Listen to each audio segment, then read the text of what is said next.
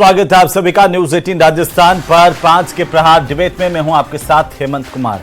आज का मुद्दा है गवर्नेंस पर सियासत गर्म। दरअसल पूर्व मुख्यमंत्री अशोक गहलोत ने राजस्थान की योजनाओं, किसान आंदोलन और डोटासरा प्रकरण को लेकर के राज्य सरकार पर निशाना साधा है। पूर्व सीएम अशोक गहलोत ने अपनी सरकार की नीतियों को लेकर कहा कि हमारी योजनाएं इतनी प्रभावी थीं कि आज भी उनकी चर्चा पूरे देश में होती है। अशोक गहलोत ने यह आरोप लगाए कि प्रदेश में कोई गवर्नेंस नहीं है। अशोक गहलोत ने कहा कि हम चाहते हैं कि सत्ता पक्ष और विपक्ष मिलकर के काम करें ताकि जनता को अधिक लाभ मिले। विपक्ष अपना धर्म पूरी तरह से निभा रहा है, लेकिन सत्ता पक्ष का रवैया लोकतांत्रिक मूल्यों के अनुरूप नहीं है। इस पर बीजेपी ने कहा कि यह हार की हताशा में दिया गया बयान है। इसी पर आज करेंगे प्रदेश की सबसे बड़ी चर्चा, लेकिन पहले देखिए ये रिपोर्ट।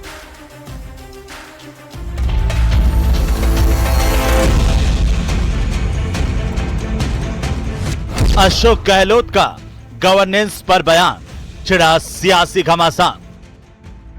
के जो मैनिफेस्टो वादे हैं वो पूरे नहीं हो रहे हैं और हमारे वक्त की जो स्कीमें थी उनको या तो कमजोर कर दिया, बंद कर दिया।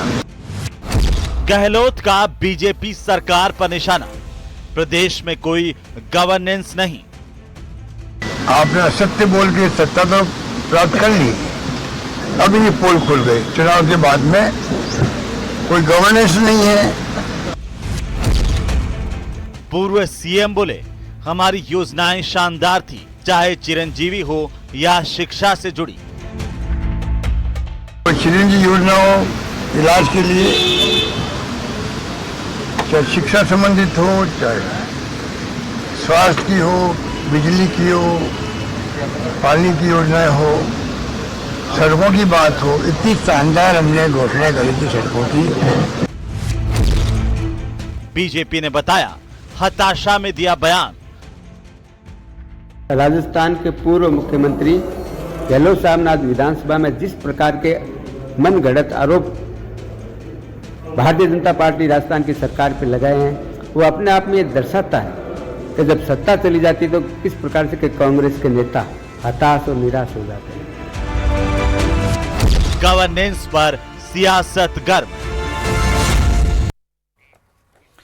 तो आखिरकार पूर्व मुख्यमंत्री अशोक गहलोत का यह बयान कि प्रदेश में कोई गवर्नेंस नहीं है, कोई सुनवाई करने वाला नहीं है, और इसी को लेकर के सियासत गर्मा गया। आज इसी पर चर्चा करेंगे। सबसे पहले मेहमानों से परिचय करवा दूं। हमारे साथ प्रतीक सिंह कांग्रेस पार्टी की तरफ से प्रवक्ता, साथ ही सुरेश गर्ग हमारे साथ हैं, भारतीय जनता पार्टी के प्रवक्ता एसपी मित्तल हमारे साथ हैं, वरिष्ठ पत्रकार के तौर पर आप सभी का बहुत स्वागत है। और सीधा सवाल गर्ग साहब आपसे, क्योंकि अशोक गहलोत ने कहा कि प्रदेश में कोई गवर्नेंस नहीं है, सुनवाई करने वाला कोई नहीं है, अफसरशाही हावी है। हेमंत भाई, पहले जो सरकार थी कांग्रेस की, वो बाड़ेबंदी की सरकार थी, 5 साल तक होटलों में बंद रही। अब आप देख लीजिए, अगर पूर्व मुख्यमंत्री अशोक गहलोत शिक्षकों के सम्मेलन में यह कहने पड़ जाए कि शिक्षकों के तबादले बिना पैसे के नहीं होते, बिना रिश्वत के नहीं होते, यानी कि उन्होंने खुद ने एक्सेप्ट किया है कि मेरे कार्यकाल के अंदर रिश्वतखोरी और भ्रष्टाचार चरम सीमा पे था। जब पूर्व मुख्यमंत्री को यह कहना पड़ जाए कि पीडब्ल्यूडी के अंदर ठेकेदार और इंजीनियर मिले हुए हैं, तो बता दिए रोड और सड़कें कैसे ठीक हो सकती है। जब मुख्यमंत्री को यह कहना पड़ जाए, जब आप कहते हो चिरंजीवी योजना या जल जीवन मिशन योजना या शिक्षा वाली योजना, तो चिरंजीवी योजना के अंदर तो जग जाहिर है। चिरंजीवी योजना के अंदर क्या हुआ था? 25 लाख रुपए का बीमा। बता दीजिए किसी एक व्यक्ति को भी फायदा हुआ 25 लाख रुपए का? एक सिंगल व्यक्ति को भी 25 लाख रुपए के बीमे का फायदा नहीं हुआ, और उसके बदले में 1600-1700 करोड़ रुपए का प्रीमियम इन्होंने दे दिया, यानी कि उसमें भ्रष्टाचार किया। इसी तरीके से जल जीवन मिशन में तो आपने देखा होगा कि क्या है, जल जीवन मिशन के अंदर पाइपलाइन ही नहीं डली, कागजों के अंदर ही पैसे उठ गए, कहीं पे पाइपलाइन नहीं डली। किस तरह का जल जीवन मिशन के अंदर भ्रष्टाचार हुआ है, जहां पे एचडीबी पाइप डालने थे वहां पे चोरी के पाइप डाल दिए। इस तरह के जल जीवन मिशन में भ्रष्टाचार हुआ। शिक्षकों के अंदर आपने देखा होगा कि खुद ने अंग्रेजी माध्यम के स्कूल, हिंदी माध्यम के स्कूल बंद करके अंग्रेजी माध्यम के स्कूल खोल दिए। अब मुझे ये बताइए हेमंत भाई, जब आपके पास में इंफ्रास्ट्रक्चर नहीं है, अंग्रेजी माध्यम के टीचर नहीं है, तो क्यों आपने हिंदी माध्यम के स्कूलों को अंग्रेजी माध्यम में कन्वर्ट कर दिया? और उससे गांव की बालिकाओं को, बिचारी को 5-5, 6-6 किलोमीटर दूर पैदल जाना पड़ रहा था। तो ये स्थिति थी। किस तरीके से 5 साल तक वहां पे भ्रष्टाचार था। जनता ने हमें आशीर्वाद दिया। जनता ने जब विधानसभा के चुनाव थे तब हमें भरपूर आशीर्वाद दिया, फिर उपचुनाव थे उसमें भी जनता ने भरपूर आशीर्वाद दिया। तो मेरा कहने का मतलब ये है कि ये जो इनके पास में आज किसी तरीके का मुद्दा नहीं है। आज इनके 5-5, 6-6 गुट बने हुए हैं और उनमें वर्चस्व की लड़ाई चल रही है। जब नेता प्रतिपक्ष ने सदन में माफी मांगी, इसके बाद से प्रदेश अध्यक्ष जी इनके गायब है। तो आप देख लीजिए क्या स्थिति है। आज हम गुड गवर्नेंस दे रहे हैं, हमने जो काम किया है वो इन्होंने 5 साल तक काम नहीं किया। आप हम कह रहे हैं कि हमने रोजगार दिया है, लेकिन हमने 1.5 अभी साल 15 महीने पूरे हो गए आपकी सरकार को। 1.5 साल में तो आप सिर्फ आरोप ही लगा रहे हैं और कि इसमें भ्रष्टाचार हुआ, उसमें आरोप नहीं लगा रहे। अब वो नहीं कहें तो। और मैं सुनिए ना, सुनिए एक सेकंड गर्ग साहब, आप तो उन पर आरोप लगा रहे हैं या विपक्ष आप पर आरोप लगा रहा है तो लगा रहा है, लेकिन आपके अपने भी कह रहे हैं वही बात। गहलोत जी का जवाब दे रहा हूं, जो हमने काम किया वो भी मैं आपको बता देता हूं कि हमने 1 साल नहीं, आपने जल जीवन मिशन का जिक्र किया, कितने मगरमच्छ अंदर चले गए। आपने कहा कि इतना भ्रष्टाचार हुआ, पाइप भी नहीं, वो ठेकेदार तो बाहर आ गया जमानत होकर के, जिस पर ये आरोप लगा जल जीवन मिशन। वो क्यों एक बांसुरी बजाते हो रोजाना? यही कह रहा हूं, आपके अपने विधायक रेवंत राम डांगा कह रहे हैं कि सरकार मेरे खिलाफ काम कर रही है।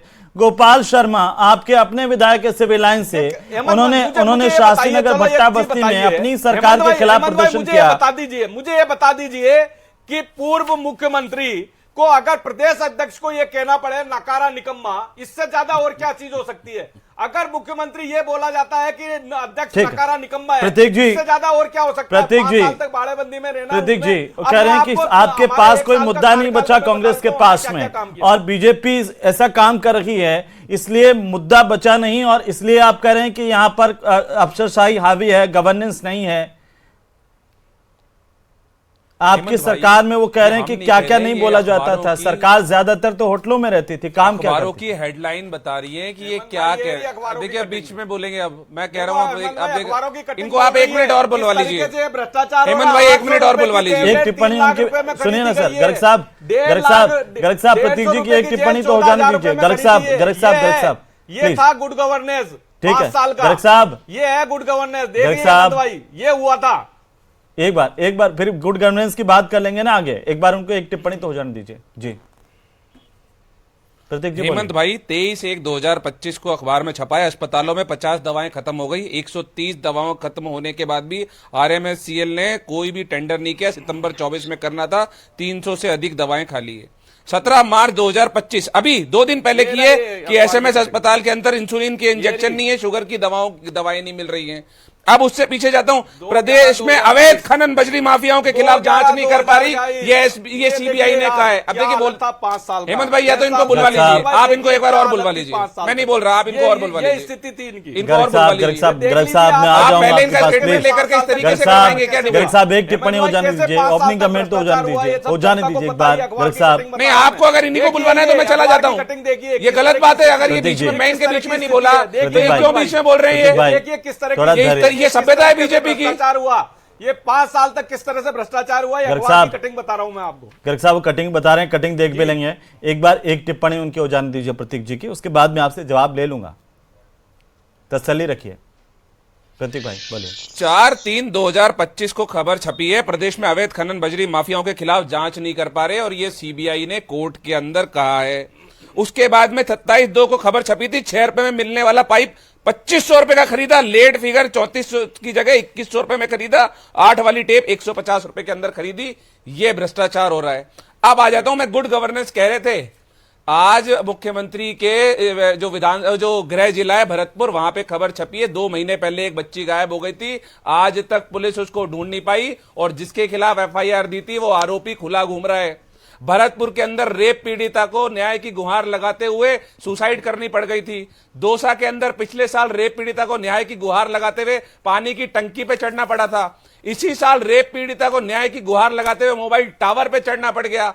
जो आईफा के अंदर पूरी सरकार चकाचौंध थी, उस समय एक दलित महिला के साथ मुख्यमंत्री के जो विधानसभा क्षेत्र जहां से निर्वाचित होकर के आए, वहां पे एक महिला के साथ जो रक्षक है, भक्षक बन जाता है, पुलिस वाला बलात्कार करता है। 7 साल की बच्ची के साथ बलात्कार करके उसका मर्डर कर दिया जाता है। तो ये कौन सी गुड गवर्नेंस चल रही है, मुझे बताइए। इनके जो केंद्रीय मंत्री, जो कैबिनेट मंत्री है किरोड़ी लाल मीणा, वो बोल रहे हैं 7 करोड़ रुपए प्रतिदिन की बजरी खनन हो रहा है। अविनाश गहलोत कह रहे हैं भैया पकड़ो मत इनको, जो बजरी खनन कर रहा है उनको करते रहने दो। इनके रेवत राम डांगा बोल रहे हैं मेरी तो सुनी नहीं जा रही है।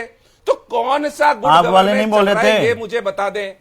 प्रतीक भाई, आपके राज में नहीं बोलते थे। अच्छा हेमंत भाई, मैं आपको तारीख वाइज बता दूं, भरत सिंह कुंदनपुर ने अवैध खनन रोकने को लेकर कितने बजरी माफिया पर कितने पत्र लिखे सरकार को, और क्या कहते थे। हेमंत प्रियदर्शी वाला मुद्दा याद है ना, एसीबी वाला, जब एसीबी ने कह दिया था, एसीबी प्रमुख रहते हुए, कि जब भ्रष्टाचारियों पर कार्रवाई करेंगे उनकी फोटो मत छापना, उनका नाम मत देना। तब भरत सिंह कुंदनपुर ने क्या कहा था। राज में तो सीबीआई कह रही है कि खनन माफिया के खिलाफ कार्रवाई में सरकार जवाब नहीं दे रहा। सीबीआई कह रही है सीबीआई मतलब डबल इंजन की सरकार का दावा भरने वालों के राज में सीबीआई क्या कह रही है।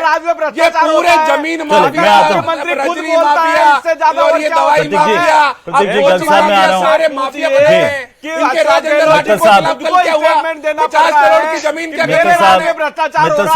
अशोक गहलोत का ये बयान कि कोई गवर्नेंस नहीं है प्रदेश में, सुनवाई करने वाला कोई नहीं है, ये इसके सियासी मायने क्या है सर, कैसे देख रहे हैं आप इसे। मित्तल साहब आ रहा हूँ, गर्ग साहब आप वाले मुद्दे पर मैं आ रहा हूँ, थोड़ा सा समय दीजिए।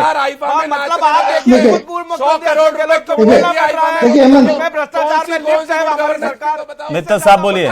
देखिए हेमंत, अभी अशोक गहलोत साहब राजस्थान के 3 बार मुख्यमंत्री रहे, कुल मिला के 15 साल तक वो राजस्थान के मुख्यमंत्री रहे। लेकिन ये बात सही है कि कांग्रेस में भी फिलहाल उनके पास में कोई पद नहीं है, वो एक विधायक है।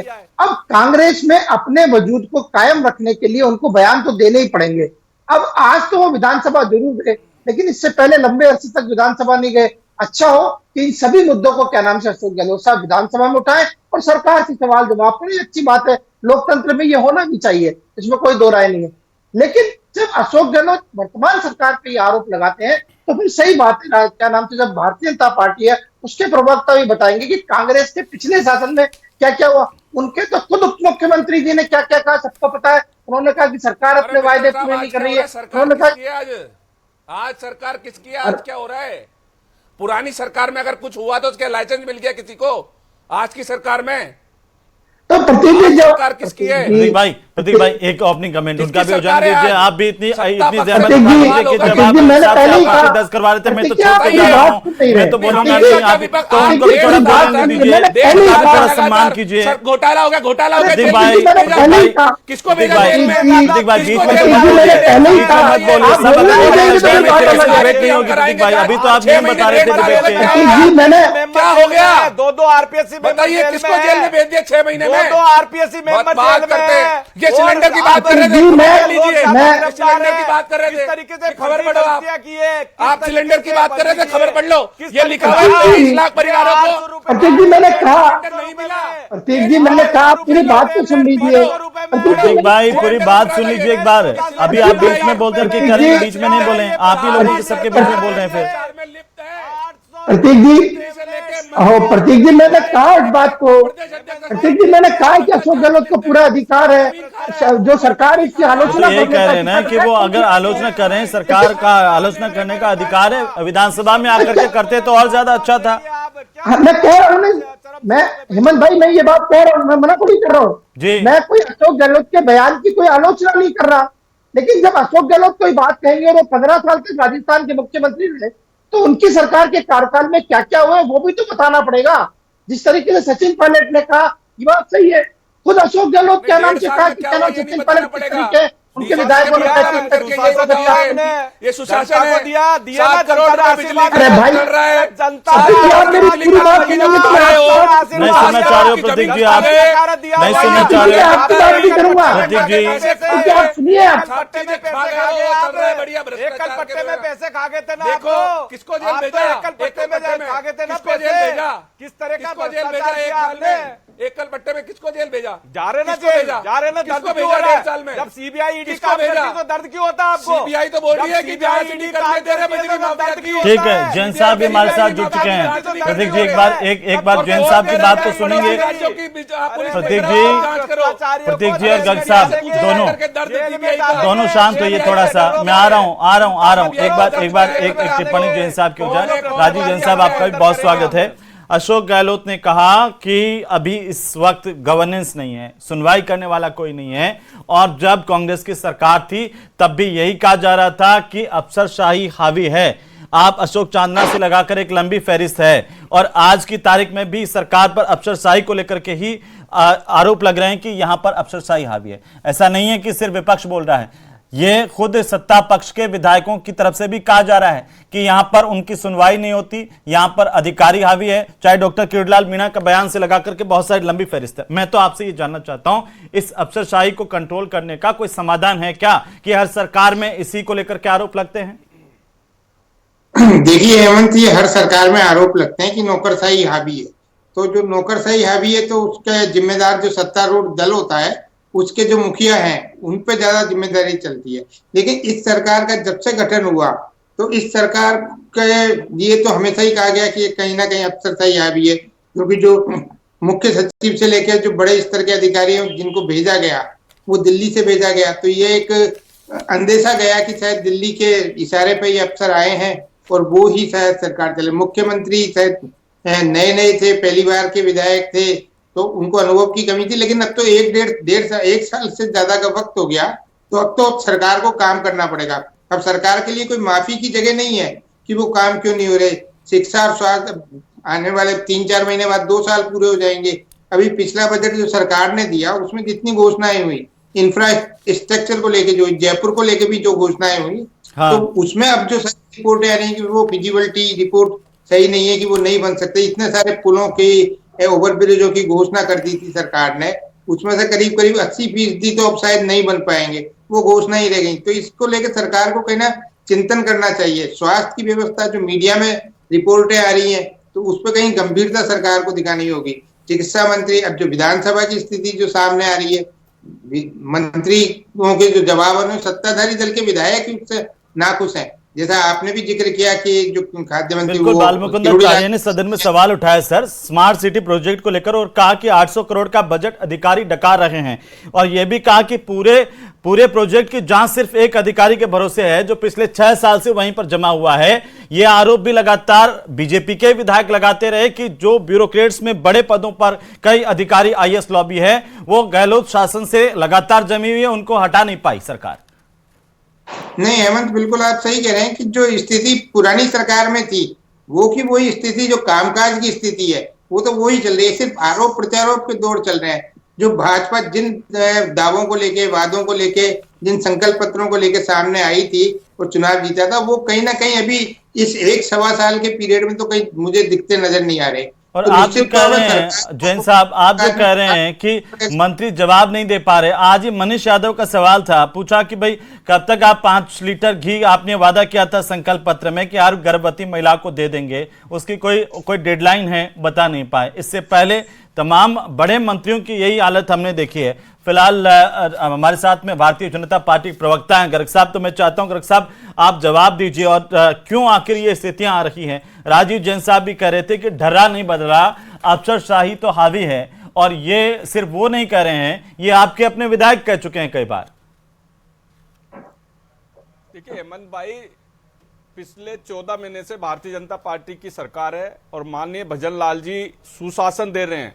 अब आप देखिए क्राइम के अंदर मेवात एरिया के अंदर 70% से ज्यादा क्राइम बंद हुआ है। मेवात एरिया के अंदर 70% से ज्यादा क्राइम बंद हुआ है। 2.5 लाख से ज्यादा अंदर जब सरकार बैठी रहती है वहां दलित महिला के साथ रेप हो जाता है। आप देखिए उनके जिले के अंदर वहां पे क्या होता है, जिले में क्या हुआ, न्याय की गुहार लगाते हुए महिला को सुसाइड करना पड़ गया, 2 साल में पानी की टंकी पर चढ़ना पड़ गया, मुख्यमंत्री को जेलों से धमकी मिल रही है। आप ये सुशासन देखिए, जेलों से धमकी मिल रही है, मुख्यमंत्री को धमकी मिल रही है। बताइए मतलब इससे ज्यादा सुशासन क्या होगा कि जेलों से मुख्यमंत्री को, राज्यपाल को, सबको धमकी जेलों से मिलती है। आप निर्वाचन क्षेत्र सामान्य सबसे ज्यादा क्राइम है उसके अंदर, पॉक्सो के मामले लगातार बढ़ रहे हैं और आज भी खबर चल रही है। सर उनके राज्य में क्या होता है, इससे अब आपको अपने राज्य का सोचना पड़ेगा। क्यों नहीं हो रहा काम? ये सुशासन है क्या? ये मुख्यमंत्री का सुशासन है? मुख्यमंत्री सिर्फ आइका में व्यस्त है, चौन में व्यस्त है, फोटो खिंचवाने में व्यस्त है, उनके लगाने में व्यस्त है, सिर्फ सब में व्यस्त है। उनको सुशासन का कोई लेना देना नहीं है। बता दीजिए क्या क्या आपने फोटो खिंचाने में व्यस्त है। 100 करोड़ रुपए की पड़ी है वो फोटो, राजस्थान को 100 करोड़ की पड़ी है वो फोटो। हेमंत भाई 100 करोड़ की फोटो देखी क्या आपने? बोलने के अलावा कोई काम किया हो 100 करोड़ की फोटो पड़ी है, 100 करोड़, हेमंत 100 करोड़ की फोटो राजस्थान की जनता को दिखाइए, म्यूजियम में लगाइए। 100 करोड़ की जो फोटो पड़ी है आईफा वाली, हमने दिया, वो बॉलीवुड से दिया बिल्कुल सुशासित कराया। नेट एक बार थोड़ा संभालिए अपने आप को। युवाएं एक साथ एग्जाम दिए, कई वहां पे नेट बंद नहीं हुई। गर्ग साहब, छोटे छोटे कार्यकर्ता जो पकड़े गए, बीजेपी के कार्यकर्ता थे जो पेपर लीक करा रहे थे रीट में जो पेपर लीक कराया वो आपके कार्यकर्ता थे। अभी जो पेपर लीक हुआ जो पकड़ा गया, दिखाऊं मैं वीडियो, फोटो दिखाऊं? देखिए हेमंत फोटो दिखा दूं? हालत थी इनके, दिखा दूं फोटो? आपके कार्यकर्ता करा रहे हैं, आपके कार्यकर्ता पेपर लीक करा रहे हैं। बोले जाते थे 50 करोड़ की जमीन खा गए आपके नेता। अरे परसों खबर आई है 50 करोड़ खा गए, 50 करोड़ की 7 करोड़ की बजरी खा रहे हैं रोज की। आम आदमी की दवाइयां खा रहे हैं, 3 लाख में खरीदी आम आदमी की दवाइयां खा रहे हैं, गैस सिलेंडर खा गए, आपके शासन से खाता चला रहा है सिस्टम। बताइए 50 करोड़ की जमीन खा गए, भ्रष्टाचार किया गए, हर चीज में भ्रष्टाचार आपका, हर पुलिस को काम नहीं करने देते। शांत हो जाइए, अगर आप थक गए हो लड़ते लड़ते तो जनता के बहुत सारे सवाल हैं सर, और जनता के इन सवालों के अंदर आपने जो वादे किए थे ना सर, सुनिए सर, गर्ग साहब सुन लीजिए, गर्ग साहब सुन लीजिए, सर सुन लीजिए, प्रतीक भाई सुन लीजिए, प्रतीक भाई सुन लीजिए, मैं जमीन खा गए, आप लोगों की दवाइयां खा गए, लोगों का इलाज खा गए, गैस सिलेंडर खा गए, एमएसपी खा गए, किसान का पैसा खा गए, बिजली खा गए, पानी खा गए, सब कुछ खा गए आप लोग, सब लोग सब कुछ खा गए और डकार भी नहीं मारी। आप लोग थक जाओ तो बता देना सब कुछ खा गए और आप लोग अगर दोनों थक जाओ ना आपस में तब मेरे को बता देना कि मैं सवाल पूछ लूं कम से कम। फूड पैकेट के नाम से भ्रष्टाचार किया, कंकर तो आप उस भ्रष्टाचार का खुलासा करते ना गुरुजी। इस तरीके से भ्रष्टाचार किया आपने सर। गर्ग साहब ये दावे 15 महीने से ज्यादा सरकार में हो गए, भ्रष्टाचार किया, एक डफली लेकर के आ गए, ये अपनी डफली अपना राग अलापे हैं, आप अपनी डफली अपना राग अलापे हैं। आपने जिनको जेल में डाला वो बाहर आ गए हैं, क्या हुआ? बेरोजगारों का क्या हुआ? सीएचए पे बड़े बड़े वादे करते थे, उनका क्या हुआ? महात्मा गांधी अंग्रेजी मीडियम स्कूल के टीचर्स आपका इंतजार कर रहे हैं कि कब आप उनकी नियुक्ति के आदेश दे दो। कंप्यूटर टीचर को कहा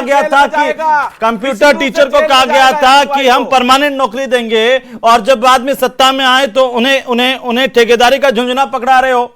ये क्या है सर? से ज्यादा की नौकरियां दे दी है। सीएचए को कहा गया कि हम आएंगे तो रोजगार देंगे, वो इंतजार कर रहे हैं, उनको जवाब दे दो, लड़ने से फुर्सत मिल जाए आपको। तो बता दीजिए इन्होंने 5 साल तक कितनी नौकरियां दे दी? उन्हें छोड़िए ना, उन्हें उनकी असली जगह दिखा दी जनता ने, वो उनको विपक्ष में बिठा दिया। आपको भी 5 साल पूरे करके उधर विपक्ष में जाना है, तो फिर इसी तरह से कीजिए सर। जनता की सेवा कर रहे हैं। मित्तल साहब कुछ कहना चाह रहे हैं? जनता की सेवा कर रहे हैं सर, जनता की सेवा कर रहे हैं, बहुत अच्छी बात है। तो इस सेवा में बेरोजगार कहाँ है? इस सेवा में आपके द्वारा जी मित्तल साहब क्या कुछ कह रहे हैं? सुनिए सर। देखिए हेमंत, मैं ना दोनों की बात कर रहा हूँ, मतलब प्रतीक जी को भी धैर्य से मेरी बात को सुनना चाहिए और क्या नाम से गर्ग साहब को भी सुनना चाहिए। दोनों की बात नहीं तो फिर इम्प्लीमेंट क्या करेंगे? कैसे होगा फिर बात? मतलब जनता तक पूरी बात कैसे पहुंचेगी? मैं कोई क्या नाम से भारतीय जनता पार्टी का या कांग्रेस का प्रवक्ता तो हूं नहीं, मैं दोनों की बात कर रहा हूं। मैं ये कह रहा हूँ कि सही बात है, जो भारतीय जनता पार्टी ने जो वादे किए थे उनको क्रियान्वित करने की जिम्मेदारी इन्हीं की है। ये कह के बचाव नहीं हो सकता कि पिछली कांग्रेस सरकार ने क्या किया। जो अभी आपने उदाहरण दिया, उसी 2 उदाहरण के अंदर मैं और भी जोड़ना चाहता हूँ। एक, जैसे कल भूजल प्राधिकरण का बिल इन्होंने वापस लिया, वो भी मुझे लगता है कि सरकार की क्या नाम से बहुत बड़ी कमजोरी है। जिस प्रवर समिति से और वो मैं आपकी बात में थोड़ा सा और जोड़ दूं सर, वो भूजल संरक्षण प्रबंध विधेयक 2024, ये राजस्थान के विधानसभा में शायद पहला मौका है जब एक बिल जो है दोबारा प्रवर समिति को भेजा गया है, दोबारा। बिल्कुल।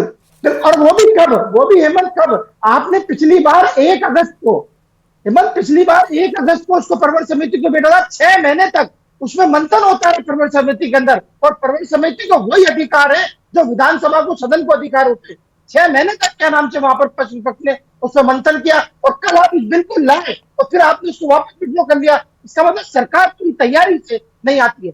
एक बात और, तैयारी से आती तो एसओजी की जांच से लगा करके एसआई भर्ती परीक्षा पर कैबिनेट सब कमेटी, मंत्रिमंडलीय कमेटी सबने राय दे दी, उसके बाद कोई फैसला नहीं हो पा रहा, नहीं हो रहा।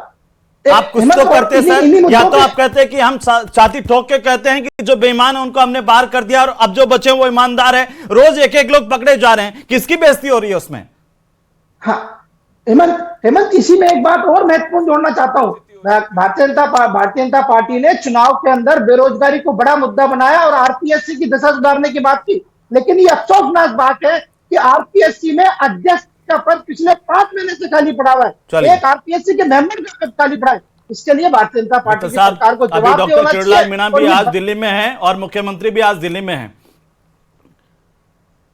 मित्तल साहब, ये और आरोप प्रत्यारोप चल रहे हैं, सरकार एक प्रॉपर स्टैंड नहीं ले पा रही है। गर्ग साहब, जिस तरह से मित्तल साहब बोल रहे हैं, देखिए अगर आप सुनकर सुधार नहीं करेंगे तो आपकी भी वही हाल होगी जो कांग्रेस की हुई। हेमंत भाई, मैं एक चीज बता रहा हूँ, आप आए दिन गिरफ्तार हो रहे नहीं हो रहे, एसआई भर्ती। अरे सीबीआई क्या कह रही है? सीबीआई क्या कह रही है कि आप बजरी माफिया का आप कर ही नहीं रहे? लग रहा सीबीआई करे ना, वो बोले करने नहीं दे रही सरकार। सरकार करने नहीं दे रही, वो ये कह रहे कोर्ट में। हेमंत भाई, मैं गलत तो नहीं कह रहा, उन्होंने कहा सीबीआई ने कि आप सरकार हमारा साथ नहीं दे रही। सीबीआई ने कोर्ट में कहा है कि सरकार साथ नहीं दे रही है। कोर्ट को ये कहना पड़ा कि सीआरपीएफ का साथ ले लीजिए। आप साथ नहीं दे रहे क्योंकि आप बजरी डकार रहे हो, और आप साथ नहीं देने दे रहे हो, इसलिए आपने 50 करोड़ की जमीन डकार ली। वो किसने क्या क्या डकारा वो सब जनता के जहन में है। कोई ये सोचे कि जनता भूल जाती है तो ये उन्हीं की गलती है। जनता सब देख रही है, आप लड़ते रहिए। अब बहरहाल बहुत शुक्रिया चर्चा में शामिल होने के लिए आप सभी का, लेकिन प्रदेश की जनता को उम्मीद मौजूदा सरकार से होती है और मौजूदा सरकार से है कि सरकार कम से कम जनहित के कार्यों को प्राथमिकता से करें, जनता को लाभ पहुंचाएं।